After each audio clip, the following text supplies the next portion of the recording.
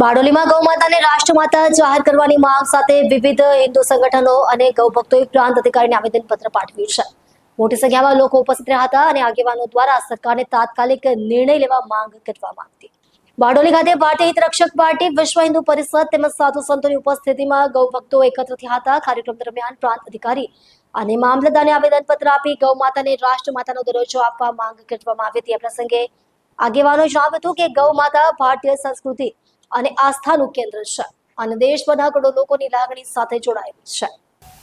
સુનિલ સોનવણે, ભારતીય પાર્ટી રાષ્ટ્રીય અધ્યક્ષ, આજનો આવેદન આપવાનો વિષય એવો છે કે ગૌ માતાને રાષ્ટ્રમાતા ઘોષિત કરવામાં આવે।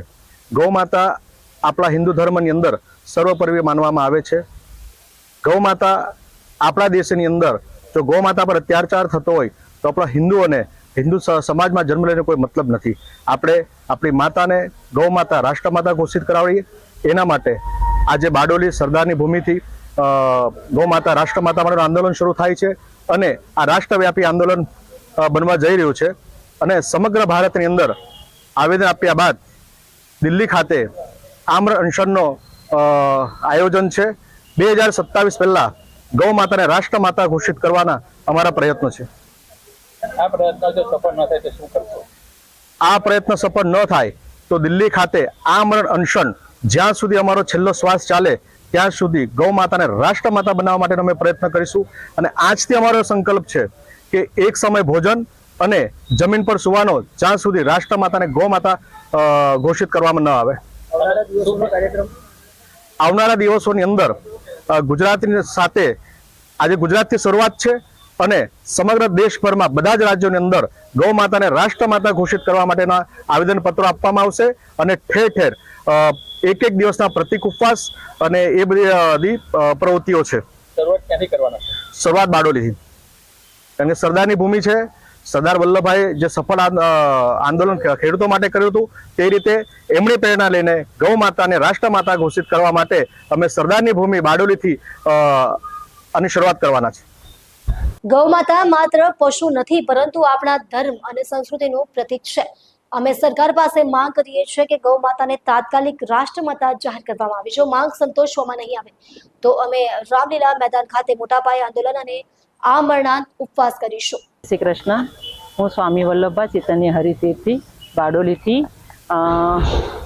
આજે જે અમે રાષ્ટ્રીય ગૌ માતાને જાહેર કરવા માંગીએ છીએ તો એના માટે મેં પણ અન્નનો ત્યાગ કર્યો છે અને જ્યાં સુધી આ આંદોલન પતે નહીં અને માતાને રાષ્ટ્રીય ગૌ માતા તરીકે જાહેરાત નહીં થાય ત્યાં સુધી અમે આ અમારું અનશન ચાલુ રહેશે।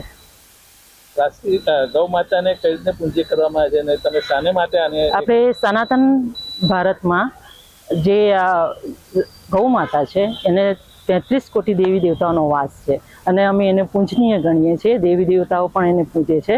તો અમારું સતત પ્રયત્ન અમે કરી રહ્યા છીએ કે સનાતન ધર્મનું આજે જે રીતે ગાય માતા પર અત્યાચાર થાય છે, ગાય માતાઓનું ખુલ્લે આમ કત્લે આમ પણ થાય છે, તો અમે એના માટે જાગૃતતા લાવવા માંગીએ છીએ। હિન્દુઓ જાગો અને આગળ વધો। ગૌ માતાના દૂધથી લઈને મૂત્ર અને છાણ સુધી દરેક વસ્તુ માનવ જાત માટે ઉપયોગી છે।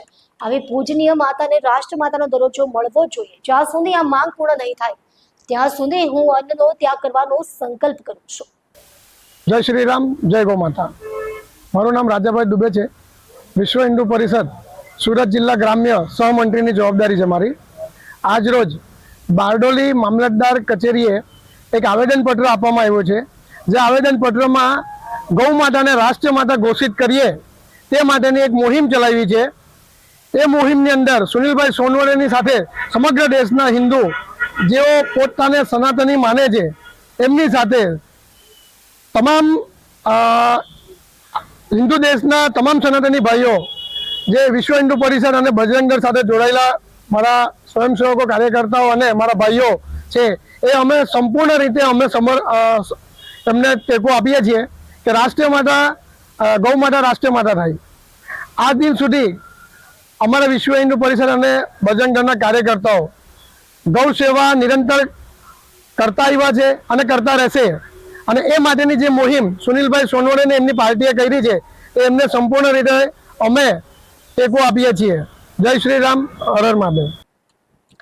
સનાતન ધર્મમાં ગાયને સર્વોચ્ચ સ્થાન આપવામાં આવ્યું છે. ગૌ રક્ષા માટે કડક કાયદા અને રાષ્ટ્ર માતાનો દરજ્જો એક કરોડો હિન્દુઓની ભાવના છે. સરકાર આ બાબતે ગંભીરતાથી વિચાર કરે તેવી અમારી માંગ છે. આવેદન પત્રમાં ચેતવણી પણ આપવામાં આવી છે કે જો સરકાર ટૂંક સમયમાં નિર્ણય નહીં લે તો આ આંદોલન બારડોલીથી શરૂ થઈ સમગ્ર દેશમાં વિસ્તરશે. ગૌ ભક્તો દ્વારા ગ્રામ્ય સ્તરે જનજાગૃતિ અભિયાન ચલાવવાની પણ જાહેરાત કરવામાં આવી છે. ગૌ માતાનો આદર એ રાષ્ટ્રનો આદરના સૂત્ર સાથે ગૌ ભક્તોમાં ભારે ઉત્સાહ જોવા મળ્યો હતો.